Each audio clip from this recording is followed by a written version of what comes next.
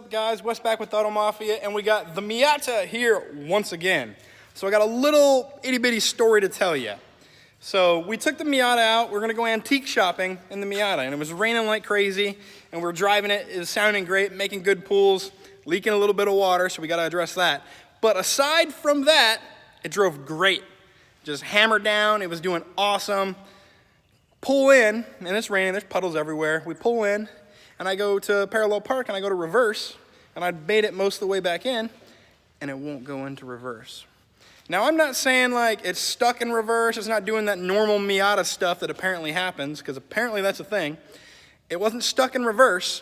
I was literally pulling the shifter back into reverse, and it's like something was blocking it, like the lockout was blocking it. I could feel the gears, feel them start to engage, but it would just slip. It wouldn't actually clunk into gear. So we yanked the trans out, as you can see, and I found on Facebook somebody selling an earlier trans. There you go, and some differentials for $100. So I drove up to Tampa yesterday, grabbed them, and we're gonna throw it in the car, see if it works. Tommy right now is getting that done. We're swapping all the sensors over. They all fit. But it's crazy to look at the difference. So look at this transmission, guys. The earlier trans.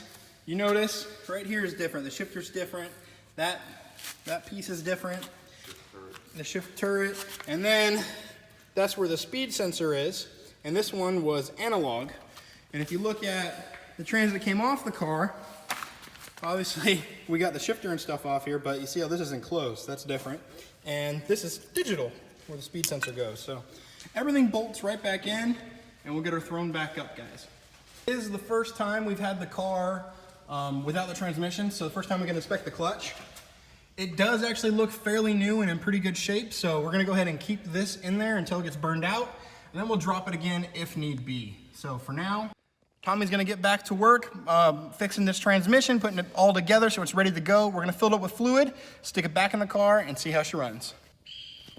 So here's one of the diffs we got, guys. Now, as most people have told me, this is probably a, well, it's not probably, it is a 1/6 diff. But if you look at it, this one's not a limited slip.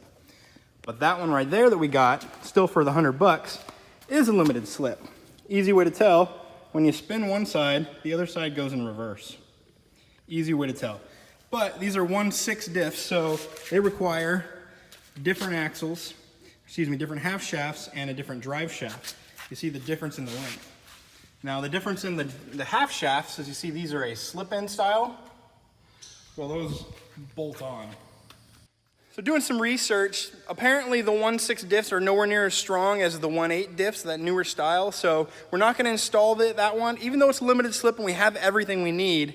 Because we got all of that, including the transmission and both diffs for $100, I think we can sell them. So we're gonna sell those diffs, a limited slip, and then a non-functioning one. It might be welded. And we're just gonna sell them, get our money back, and then we're gonna save up to go ahead and later put in a 1.8, probably one of the good locking differentials for the rear on this one. Now the diff that we're probably gonna get is probably gonna be a torsion style unit. That way there's no clutch packs, nothing like that. It works a lot like the brand new Mustangs, like the Boss and stuff. They use torsion style differentials. So that's what we'll be doing next. I'll show you guys once we get a little further in. Back under the car, and this car being the MIATA, we got a new transmission in it. I used one we picked up for $100 with some differential stuff and everything that's in the car now. And we just fixed an issue. That issue being, and don't mind the dirty weld, we're just testing this. That the O2 light, the O2 sensor, was setting a code in the car because we just had it taped up in the back, and when it got wet, it set the check engine light off. So we put a mill eliminator on it, and we'll see how that does. But right now we're getting ready to fill up the trans with some MT90 by Redline, and hopefully then everything is good. We've tested the trans on the ground. It seemed to shift good and everything, so we just have to test it now in the car. So we'll fill it with fluid. Once Tommy gets that done, we'll actually take it for a spin and see how everything goes. Hopefully then we have reverse again. Fingers crossed this works, guys. I think the MIATA is ready to not be in the air anymore, so. All right, guys, well, we got it done. Tommy was working hard. We got our MTO fluid in it. We got it all adjusted. Everything's tightened down. The Miata is ready to rip. So we're gonna take her on a little adventure a little bit later and show you guys that she's running good, but it's great.